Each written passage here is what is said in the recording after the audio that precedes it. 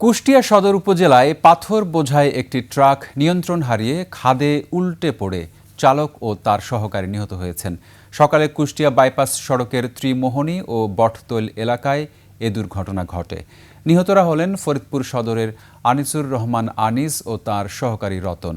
Police জানায়, চাঁপাইনবাবগঞ্জের সোনা মসজিদ থেকে পাথর নিয়ে ফরিদপুরে যাওয়ার পথে ট্রাকটি নিয়ন্ত্রণ হারিয়ে সড়কের পাশের খাদে পড়ে যায়। দুর্ঘটনার পর ট্রাকটিতে আগুন ধরে গেলে ফায়ার সার্ভিসের সদস্যরা আগুন নিয়ন্ত্রণে আনেন। পরে উদ্ধার অভিযান চালিয়ে চালক ও তার সহকারীর মরদেহ উদ্ধার করা হয়। অন্যদিকে ঝিনাইদহের শৈলকুপার বড়দাহ ব্রিজ এলাকায় বাসের চাপায় আব্বাস হোসেন নামে এক ট্রাক চালক নিহত হয়েছেন।